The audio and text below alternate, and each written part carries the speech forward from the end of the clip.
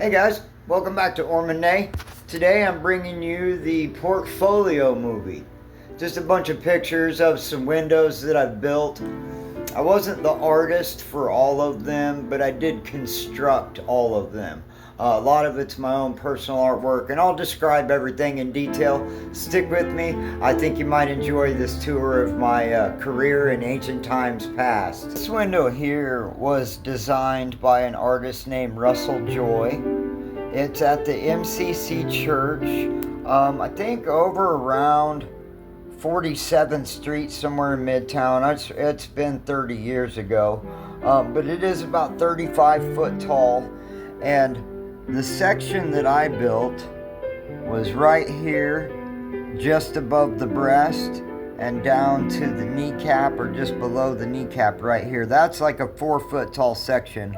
And then another gentleman that we worked with, he built this section at home. And then another lady built this section. And of course, Russell, being the artist, wanted to make sure he did the primary part. But we're all really proud of that window. It was basically Russell donated the window, and Hopcroft Stained Glass donated the glass, and we were able to give this church a really beautiful window as a surprise before Easter. It was a really neat experience. So after working at Hopcroft Stained Glass, I worked for a couple of different studios, but then later, a few years ago, the Russell Joy, the man who designed the previous window you saw, started his own studio, and so I came to work for him, and I built this window here. And of course, he was the artist, did all the painting, and I just did the assembly. And this whole thing travels around with martyred bones from Mexico. It's a whole special thing with the Catholic Church, and I can't say I understand it all. But it's basically a reliquary of martyrs' bones in a box, and the window travels with it as a museum display around the world. So pretty neat to be involved in that project. This window here is obviously not my design, but I figured out how to cut all the shapes and make it look like the actual design, and design the background and everything, and added everything into it. And I really like it. I'm kind of proud of it. I think it's a nice window. That was for my Marine Wounded Warrior friend, Daryl. Shout out to Daryl. Love you, man. I built this for a lady in Woodland Park, Colorado, to put in her bathroom window to make it a little bit more private for her. I think it turned out real nice. I'd love to do another one. And this is actually my design here. I forgot to point that out. So here we have a series of smaller pictures, but this top one up here in the upper left corner, I actually only built one of these small sections. I worked for a studio where I think there was 5 of us that were actually building sections, and my bosses were much faster. I think they did 2 of them a piece, and so me and another apprentice both got to build a section. So one of the first big projects that I was actually able to get set loose on my own table and treated like a big boy in a studio. Pretty proud of that. And also, once again, another Russell Joy design. Worked with him for several years as an artist, and he's just a great guy to work with. So these here were in Cripple Creek, Colorado. They're over 120 years old, built way in the Victorian period. And they were completely broken up, full of dove and rat nests and kids throwing rocks through them throughout all the years. So we completely restored a set of 9 of those, and that was paid for by the Cripple Creek, Colorado Historical Society. I was a shop foreman and lead installer on that project. That was a pretty big deal to be involved in. Pretty proud of that. Now these little windows here are the kind that you see once in a while that are big, thick chunks of glass set in epoxy. And I think these were in the basement of a church over in Kansas City, Missouri. It's been a long time. I can't remember for certain. This window right here is pretty interesting because this church, this whole entire church, there's probably like 30 of these windows all up and down the gallery along the pews. And the church originally was built in Germany in the 15 or 1600s. And one of them railroad baron tycoon rich guys in the 1800s brought the church brick by brick from Germany. It's in Chillicothe, Missouri. And so the town that this originally in was destroyed in World War II. This is about the only thing left of that town. So it's of a great historical significance. We restored and rebuilt and replaced all the metal and put them all back together and reinstalled them.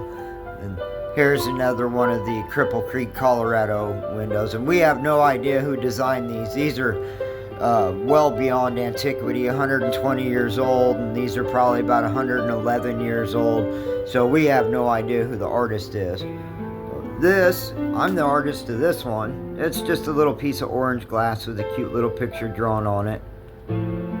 Here's a window that I designed and built for my mom years and years ago for her kitchen. And then here were just a couple little crafty little gifts that I made out of a little tiny home studio a long time ago. So this window here, Colorado Alternative Care Services, I built 3 of those. This is the Vitruvian Man by Leonardo da Vinci for Pikes Peak Alternative Health and Wellness. And I designed the background and the swirly pattern and the colors based off of a graphic that they had for their business card and their logo. That's about 4 foot tall in Colorado Springs, another medical marijuana facility. I built several of those windows for places out there. I had a lot of good time doing that.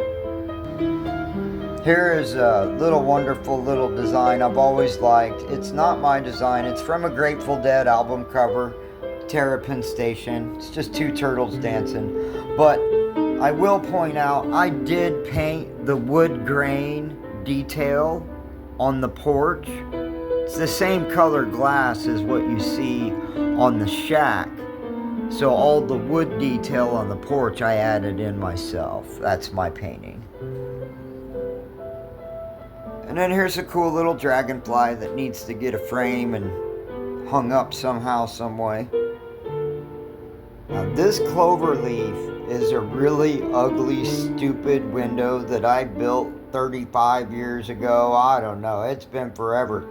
But this window was the first window that somebody wrote me a check and trusted me to mail them a window in the mail and get it to them by Christmas. One of my very first clients. I was working at the Brown Palace Hotel and was talking with the lady and told her I had just left a stained glass apprenticeship in Kansas City, and she ordered this window from me. And it really set me alight. I've been doing this for 30 years now, and I still love it to this day. But if I could find this lady and track her down, I would apologize for how horrible it is and remake her a really nice one.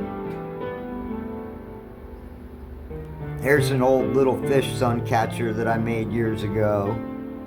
A etched deer that I made for my dad a long time ago. This is a freshwater mollusk. I can't remember what kind of mollusk it is, but I carved this shell out to look like a crane flying into the trees.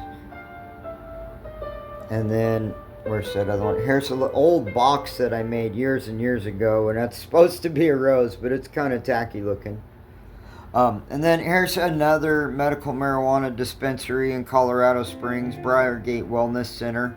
I made a pretty good, let me rephrase that. I was compensated well for that sign. Moving right along, here's a couple of 3-dimensional projects that I've done. I've got a nice glass flag with the glass turned on its edge and not flat facing, so it really cuts and sharpens the light when you get some good light behind it. And a Chiefs 3-dimensional shadow box. I think that's like 3 or 4 layers all together there. This window, this mosaic, is above a door a gentleman in Colorado Springs. He lost everything he owned in Katrina, but he's still a big New Orleans fan. And so we built this as a tribute to his old Victorian home that got washed away during Katrina. I just felt so bad for the guy. It had a horrible story, but evidently he had insurance because he was remodeling this really nice house, and we put that in there.